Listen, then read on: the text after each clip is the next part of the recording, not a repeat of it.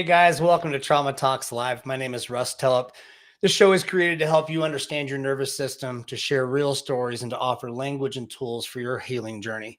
What you'll hear here is education and reflection. This is not therapy. It's not a substitute for therapy or professional or medical care. Every guest speaks from their own lived experience, and these conversations are part of a mission to help the world understand trauma, what it feels like, how it shapes us, and how we find our way back home to ourselves. If you're in crisis or feeling unsafe, please reach out to your local resources or dial 988 on your cell phone. You're not alone, and the support is always available. So, if you guys have been following along, I've been part of an anthology project with a good friend of mine, Chris Mamoni. Chris, and then we've got a couple of people on the call with us that are going to join us today. We've got, hold on a second. We got Shalem. Am I pronouncing that right? Yeah, Shalem Dazan. Shalem Dazan and Teresa Sims. Teresa wrote the foreword for the book. Shalem was also a co-author. So we're just going to chat about the book, let y'all know what's going on with it so you can check it out. So far, we've had some amazing, great sales. The launch was just fantastic.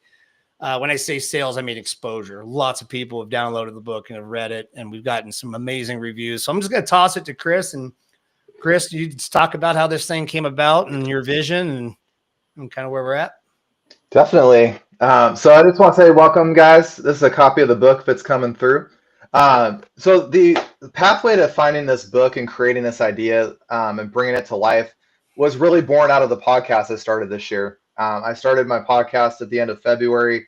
I've talked to 125 guests so far in that short window of time. And after recording about 40, 50 episodes, I started picking up on a common theme that people do not hold space very well for grief or loss or trauma in our lives. And we are told in many ways to let it go and get over it and move on. But what I caught is the common theme between all my guests is that none of them ever did that. What they did do, by the way, is they moved forward with their grief. And they found ways to remember and honor and create a legacy for that loss. And it was actually the thing that propelled them forward in life instead of holding them back. So contradictory to what society has taught us about holding space for grief and processing it, I've actually seen people use their grief as a very moving way forward in their life to create some beautiful parts of whether that's a career path such as coaching or writing a book like we did. I've seen people going out there and changing the world by utilizing that grief as a powerful, empowering source in their life instead of something that holds them back.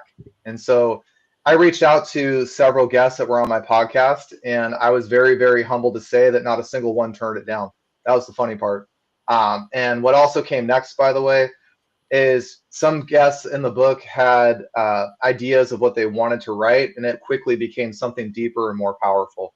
And Russ is a prime example of that. I hope he shares that today, how his story came to light. But I was really honored to work with so many people in different countries, Canada and Australia, the United States, all over the country.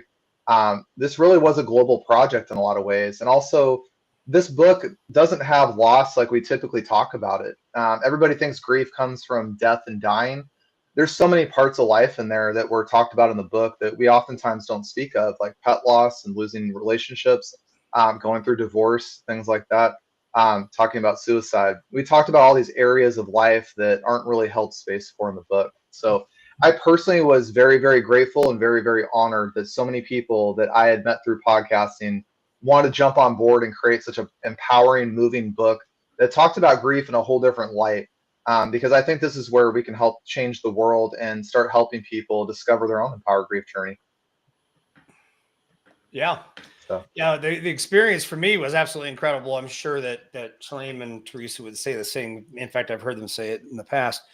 It was enlightening for me. I mean, it was a whole healing journey in and of itself.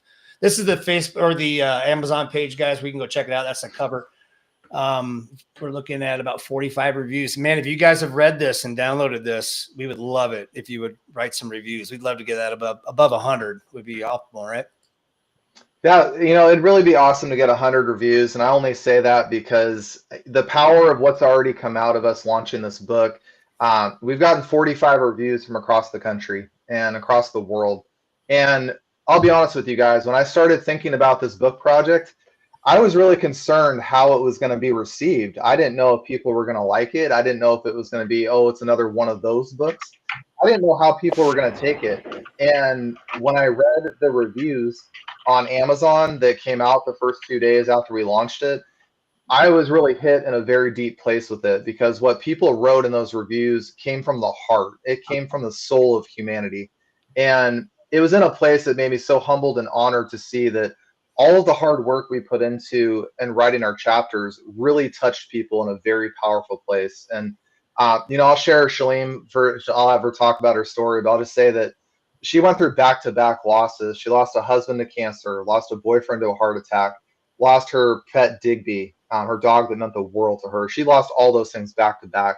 And in many ways, writing these chapters in these books, it was reliving grief. It was reliving trauma in many ways, but it also opened the door for us to talk about the healing side of grief, which not a lot of people talk into in these books. And so Shalem, for example, her chapter, she offered a whole different light and perspective of walking through grief, and then also where do we start from healing? What does this mean for us? How does this transform us? And I think that's what's so powerful within this book. Russ, you did that in your chapter. I did it in mine. And for those of you guys who are going to pick the book up, it does start with Teresa's forward, which is very, very powerful. And I do want to read that really quickly for you guys so you can get an idea of what this sounds like when you pick this book up. Show you the forward real quick if you guys can see it. Let's see here. There we go. So the forward starts like this. However you arrived at this moment, know this. You are exactly where you're meant to be. The universe has guided you to this book, and only you and your creator know why. The Empowered Grief Journey is 23 stories of grief that carved a new path forward. It is more than a collection of stories. It's a sanctuary of healing, love, and transformation. And so I couldn't be more honored and humbled, by the way, because Teresa has gone through a massive amount of trauma in her life over decades. And she's become a very beautiful person who is a healer, and she helps coach people with NLP practices and helps people create that meaningful, deepful change they're looking for who go through grief and trauma. And so what not a better way than to have somebody who has lived experience and also has healed on the other side of it to write us a powerful forward, introduce us into this collection of stories. So I'm excited for you guys to pick up a copy of this book. It will change your life. I will tell you that. It's very if powerful. you are at least on Amazon, if you're a member of Kindle Unlimited, you can still access that for free. Otherwise, the paperback is $18. So it's next to nothing. And I think the Kindle's only $9.99, right? So yeah, Kindle's only $9.99. Yeah. I've got my paperback on the way. I ordered a Kindle the day that pre-ordering started. So I think I was probably one of the first people. I think all of us probably did it. And I'm just now getting a chance to read the other chapters because I hadn't had the opportunity to read all those chapters, only my own. So man, there's some stuff in there. I've been reading Shalem's prior to going live here. And Shalem, would you mind sharing a little bit about your story and kind of what's in the chapter and what people might expect to see? Yeah, absolutely. And I just want to say, I've read a lot of grief books too, but like you, we didn't, as authors, have access to reading all the other chapters until the book was all put together. And this is one of the best grief books I've ever read. I felt so seen and heard and understood by going through other people's experiences and the way that they described their griefs.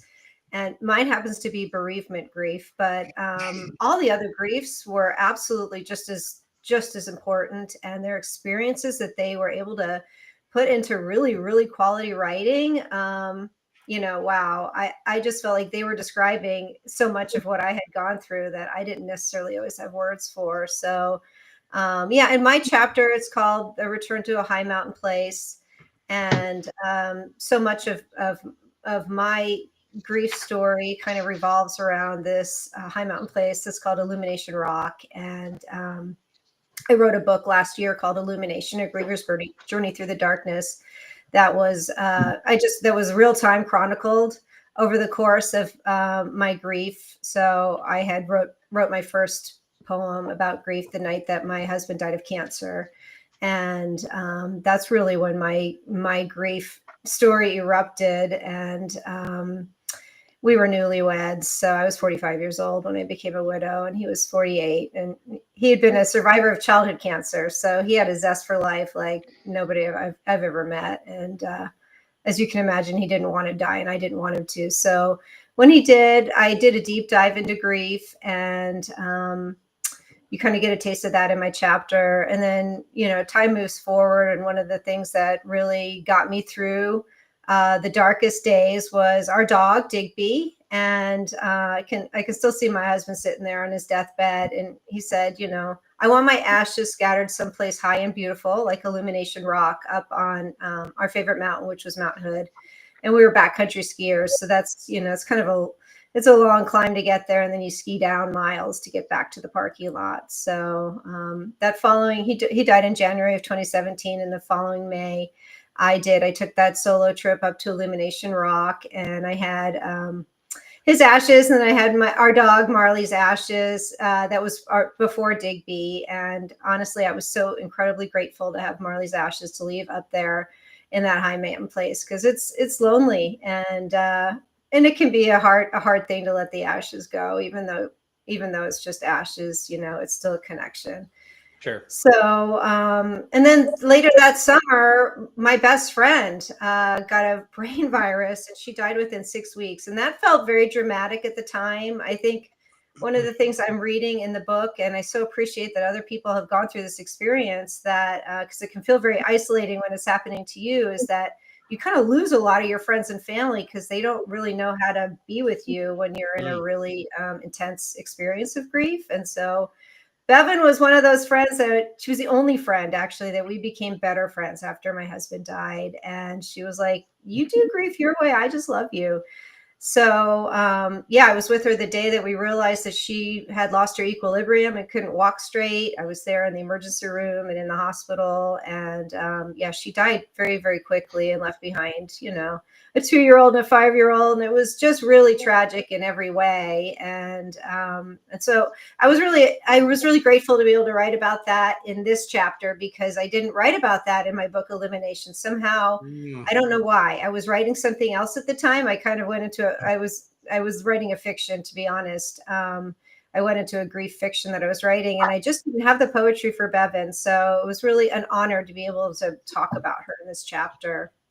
And then in my chapter, I move forward to the day that my dog Digby did die. And that was 2 days shy of the 6-year anniversary from when my husband died. And just like my husband, he died in his bed with my arms wrapped around him and the cold January air coming in. And that was the loneliest I've ever felt that day that he died. And I realized that even though I felt alone for a lot of that 6 years, I was never alone with Digby. And what a light he was, and what a friend. He taught me so much about love. But then when he died, I think I would have gotten into a really depressed state, except for I knew I had to go back up to Illumination Rock, which takes training to climb that mountain and get your ski legs on to ski down. It's off piste, so it's a mountain experience. So a few weeks later, I booked a couple of ski trips, and on one of those ski trips, I met Bentley, and we fell in love. And honestly, I mean, we just praised God. We were like, God had a great plan after all this grief, because he had experienced 3 suicide deaths in his family: his dad, his brother, and his oldest son. So he actually understood a lot about grief too, and we wanted to hear about each other's griefs. And one of our first conversations was around this trip about I was going to take to Illumination Rock, and he wanted to come with me. He didn't want me to do that journey alone, and in fact, he did. He accompanied me, and we had reached altitude. We were about to put our skis on and do the traverse over to Illumination Rock when he dropped to his knees, and he died of a heart attack up there in that mountain. And that was the most dramatic and traumatic experience of my life. It was so sudden. And I came down that mountain a different person. I could write a whole book about just that day of everything that it transpired.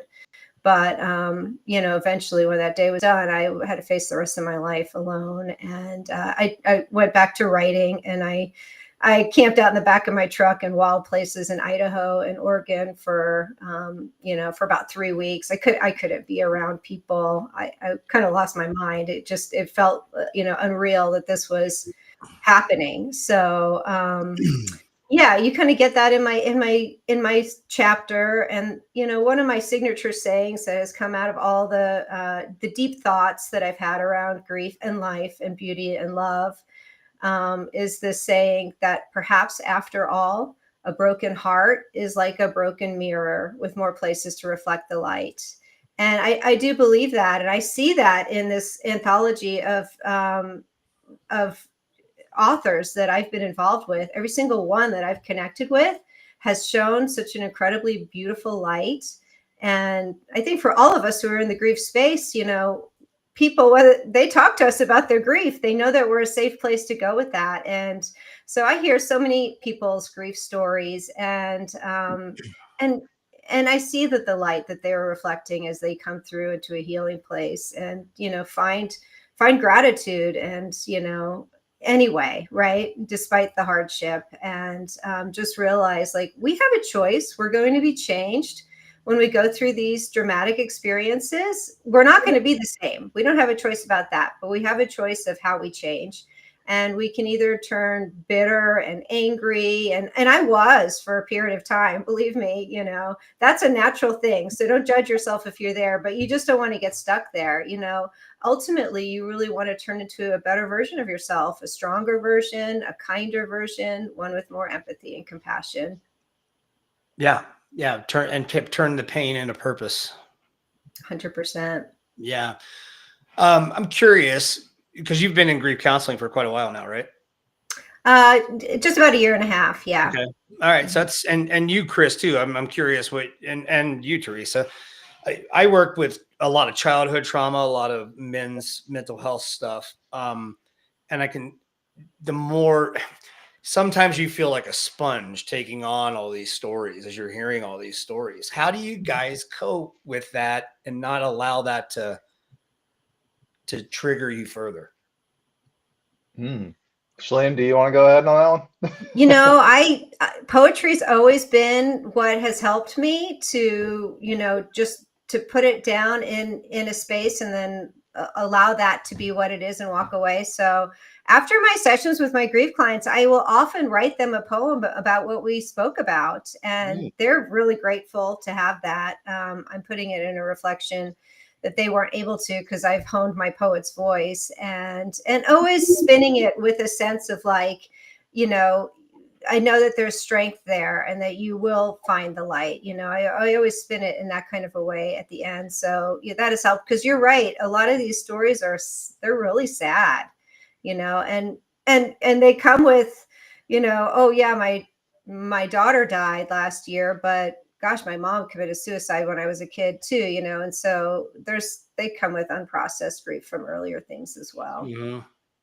I love that you write a poem for clients you work with. I got asked that question because I haven't announced this to everybody yet, but I got a job offer from somebody through my podcasting to work as a grief caregiver for people in an organization that go through organ transplants, where they lose somebody in their life, and there's a quick moment of decision of, do we donate organs or not? And that's a whole can of worms, because that person doesn't show up there willingly. It's usually from a car accident or a severe injury or something that goes on. So there's compound trauma going on in that moment. And that was one of the questions I got asked: how do I deal with that?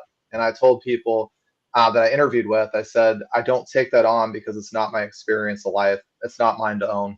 And I got a little bit of a look funny with that one, because it looked like I was brushing things off. So I elaborated on it and I said, I'm very much here to hold space for people. I'm very much here to listen. I'm very much here to try to understand and meet you where you are. But at the end of the day, for me to take on your experience is taking away from you having your moment in life right now. So I really hold a boundary with that when I work with people, that I'm very much here to hold space, but your experience is your experience. And I cannot tell you when you're going to quote unquote move on from it or get over it, as people say. I can't tell you that. I also can't tell you when you're going to feel better. I can't tell you that you're going to have perfect days after month 5. I can't say those things.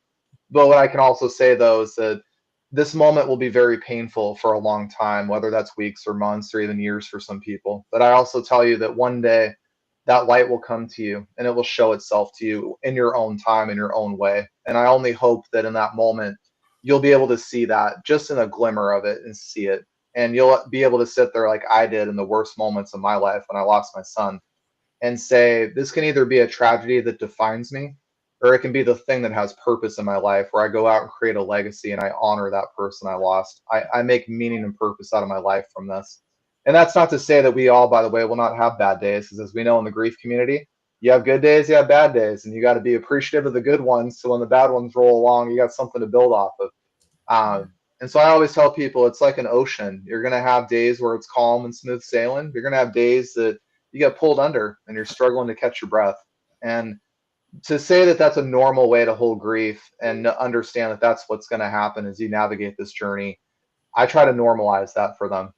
So that's usually how I help people navigate that challenge. Yeah. Teresa. Yes, sir. Man. So I got to read your part first, as did Minnie. Wow. Do you mind sharing a little bit about the forward and how you got involved in the project? Sure. I do not remember how I connected with Chris, but we have podcasted with each other a couple times now. And it just all of a sudden came. Chris asked me if I would consider writing the forward for the book. And it was a true honor to be asked. And after reading 4 or 5 of the submissions that Chris sent to me, to be able to understand the depth and the process of what he was trying to create, what we were all trying to create. Honestly, I have never been more honored in my life to submit and be part of something such as this Empowered Grief Journey. The stories that are submitted, they truly touch your life. Yes, I have gone through decades of my own stories and my own experiences. And that has allowed me to step back and take a look objectively at what was written in this book. And also the training that I've done and the coaching that I do. I understand what everyone is doing in this book. I had been failed by professionals years and years ago that I went to for help, went to for understanding. And they either throw a pill at you or they tell you it's all in your head or whatever the case may be. No, I don't agree with that philosophy anymore. Talk therapy has its place. But for me, it was, I don't know how to phrase it correctly, but it was,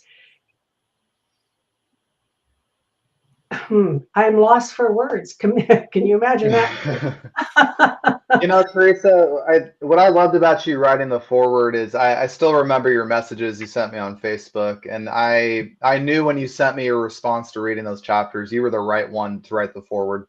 And that was my big thing in the book, though, is I read everybody's chapters before you did, and I said, man, I got all these powerful submissions, and I was like, I need an equally powerful person that not only understands grief, but has walked grief like we have and gets it on that personal level. And like you said about professionals, I can't, I can only say, because I've talked to a lot of people on podcasts in that realm, that there are a lot of professionals out there that have let people down in this area of grief and suicidal ideations and things like that. I've heard the gamut podcasting. And I even ran into somebody a month ago that said there's a new grief certification for professional mental health counselors to help people get over grief in 12 months. That one blew my mind. And I said, I don't want any part of that because it doesn't work. It's a failed program that's going to fail people. And so I couldn't agree more with you about what you said. You wrote a very powerful forward that spoke to these chapters. It spoke to grief on a very personal level. And I think that's what's so powerful about this book is the way you wrote the forward. It meets people where they're at. And that's the best thing we could ever do when somebody's going through grief. Yeah, Teresa, your forward was outstanding. I read it out loud with my mom, and we were both completely blown away. And that's when I really understood what we were about to step into. So, I mean, the quality of the writing, and the quality of the experience you bring to it is really, really good. Oh, thank you very much. I do appreciate that, and I want everyone to know that grief is is a word. It is an emotion, and it is a normal emotion. And for people to say, you have to experience it this way, you have to deal with it that way, that is so wrong. Grief is so individualized, and there is no set formula for processing it or recovering from it. It is a transformation. And understanding how grief affects you, and understanding that grief is not a badge you need to wear because you've gone through something horrific. No, it can be simple as, I mean, you look at that pillow that's behind me. That is one of my dogs that I lost 2.5 years ago. Suddenly, that she was my little, well, not little, she was my spirit animal. She was my soul. And to lose that on top of finding out my brother suddenly died, and to go be traumatized by a job that I had had, those things get compounded. And honestly, at that point in time, 3 years ago, grief brought me to my knees. I couldn't function. And then I found the work that I'm doing now, timeline therapy, NLP, and hypnotherapy. And through the community that I'm part of, we constantly do our regular cleanups of our emotions and our limiting decisions. And that is the most powerful thing that we can do, because we keep ourselves in a good place. Yes, grief has happened. Yes, trauma has happened. And I've been told for many years that I should be a trauma coach. And I just held up my hand and I said, no, I will not go there, because my trauma was still raw in some ways. However, when working with a client or with anyone doing a podcast, I can hold space for that individual. I protect myself. It's called a bubble. You know, you create a bubble from your core, and it just protects you from being, not from helping someone or hearing someone or empathizing with someone or showing compassion from someone, but from taking on someone else's experience. That's what we need to do. I mean, compassion is first and foremost in my world. And I want everyone to know that grief is a journey. As the book says, grief is a journey. But it's something that you can come out of. You can go through it.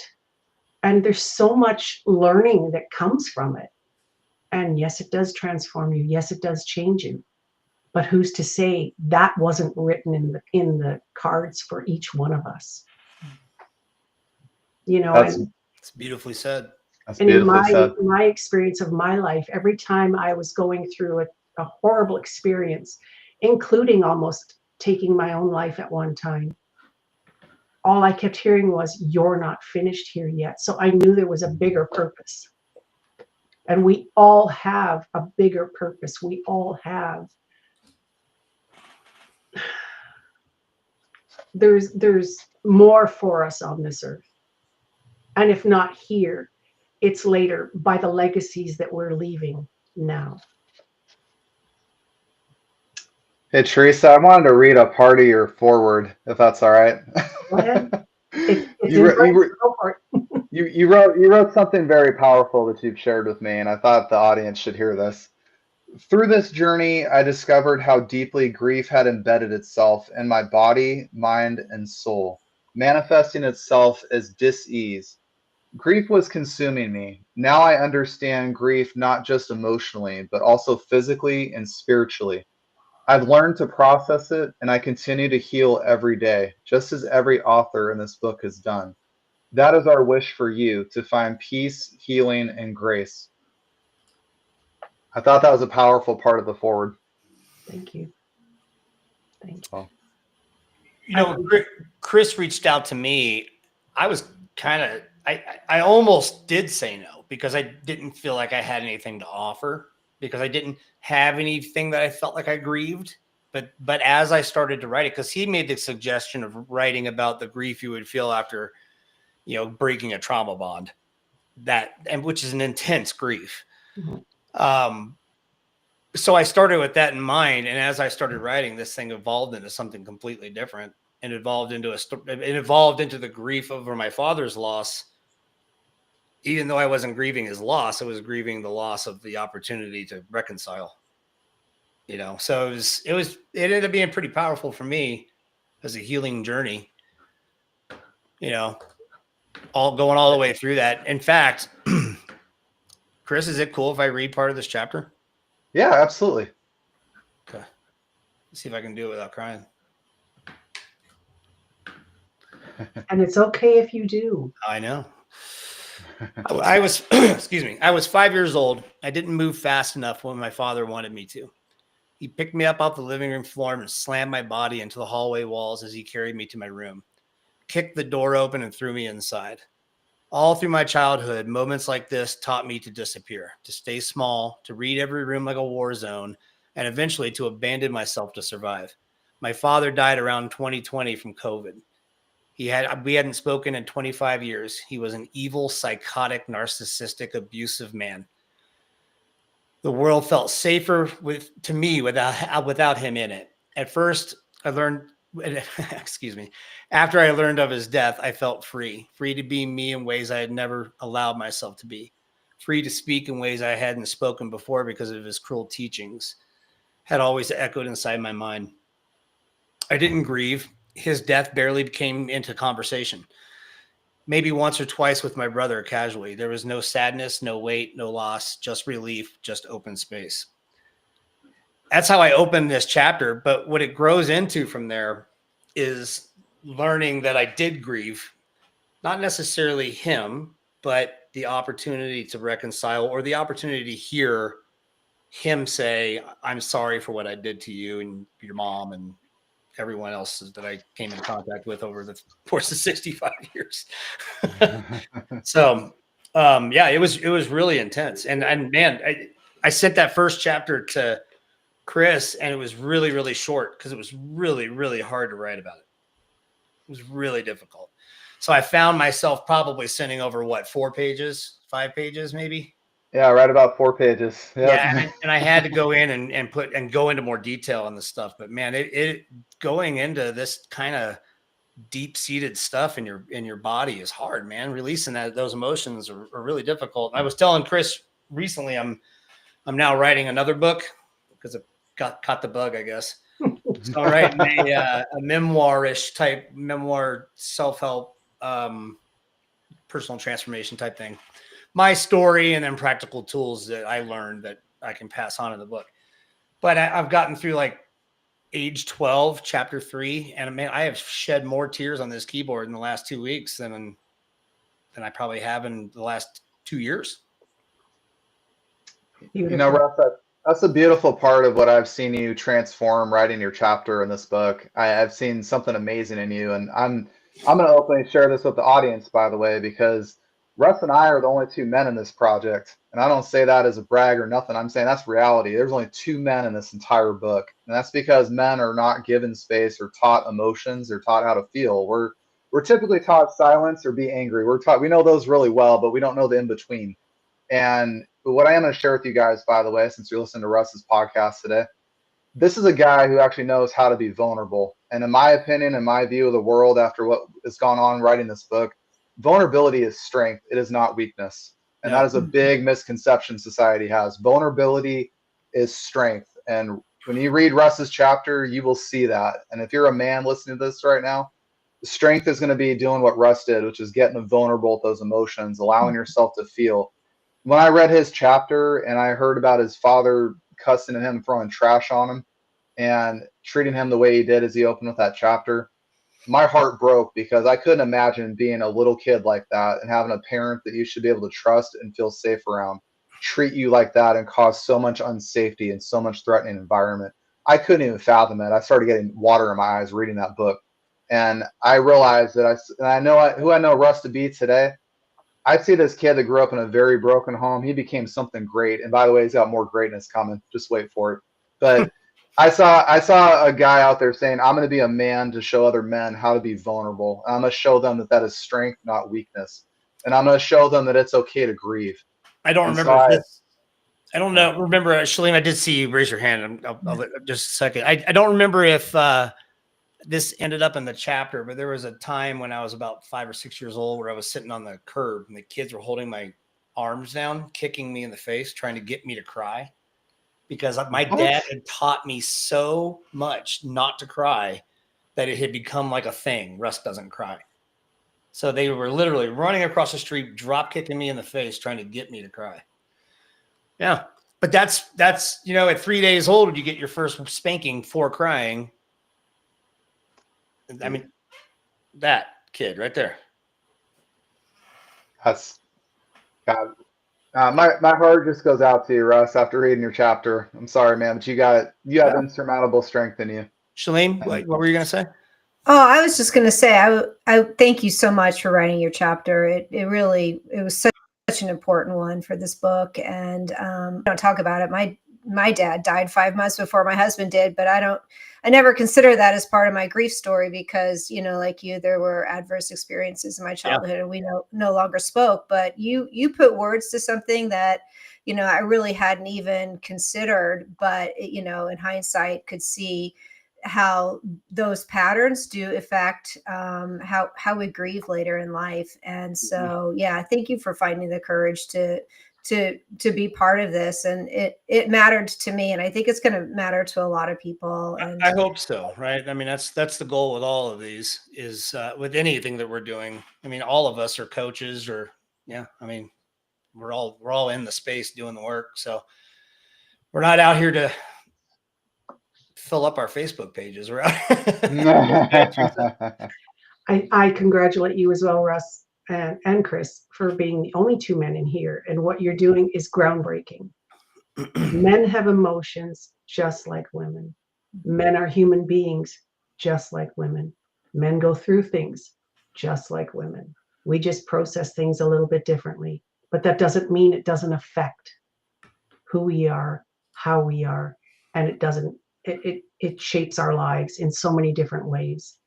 But by the 2 of you sharing your stories, you are opening a floodgate for other men to know it's okay, it's safe, we can talk about what happened, what went on. And I applaud both of you so much. Well, thank you. That is Thank you.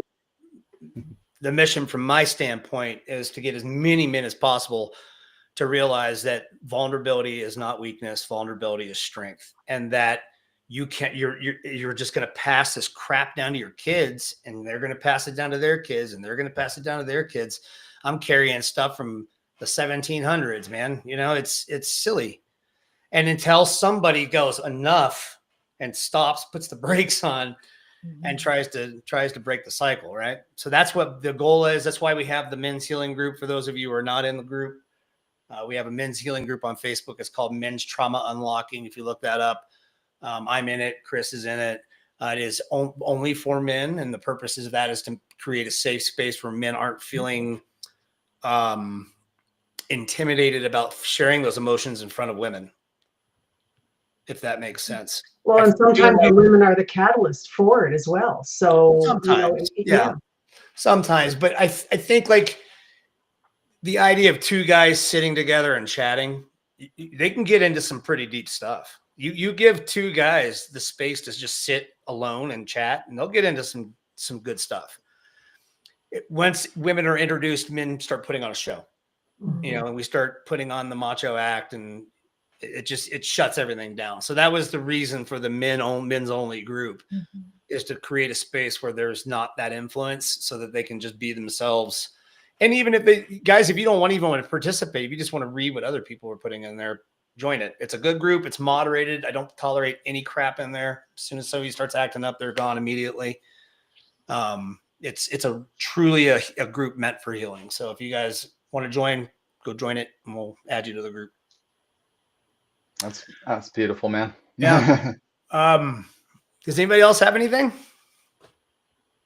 I just would like to say grief is not the end. From grief, we're reborn. And we're reborn as to how it's written in the cards that we are to be. And don't fight it. Just don't fight Yeah. it. Shalem? You know,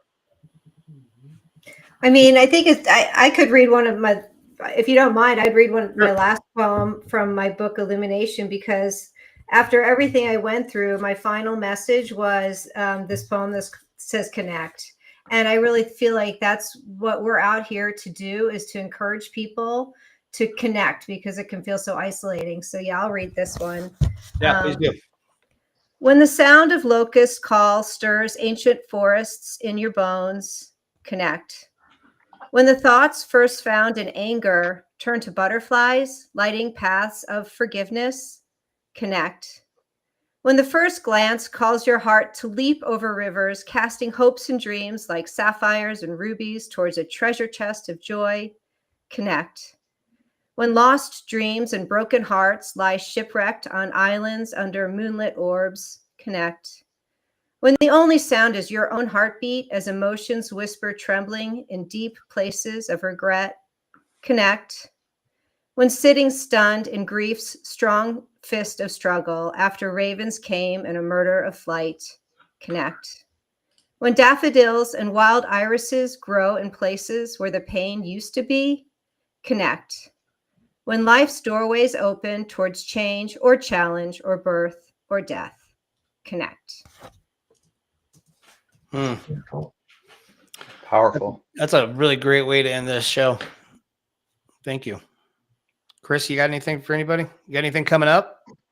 So I got a second volume of this book we're going to be working on come February. I've got people lined up to do that. Cool. It's exciting. I'll be writing a second story in my book actually about losing my grandfather this time around, because that was one that happened 2 years before Caden, and that was a very profound, powerful moment of my life. I'll save that for another podcast. But what I want to build off of what Shalem talked about, connection, really quickly. When you guys read this book, I know it says Empower Grief Journey on the front, 23 stories of ours. This book's about you finding your Empower Grief Journey. And I want to encourage all of you guys, no matter if you're fresh in grief, fresh in loss, fresh in trauma, I want you to know this. The right up front, it's going to be really hard. That first year is just very turbulent. And I want you to be able to give yourself permission to be where you are. And you don't need to be anything other than who you are in that moment. But I want you to know that when you read these stories in this book, I want you to discover your own Empower Grief journey. I want you to discover what that means to you, because I'm a firm believer that every single person who reads this book and every single person who goes through grief and loss and trauma has their own hidden gifts, lessons, and blessings in their life. And everybody in this book who wrote a chapter showed that in their chapter. And so I want you to find those things, because what this book really is about is not just finding your Empower Grief journey, but paying it forward to other people who are standing where you once stood. And I know that all of us together, collectively as a whole in humanity, we can heal each other just by doing that. And so I want to leave you guys with that today. Find your own Empower Grief journey, but when you do, go help find other people and go help them.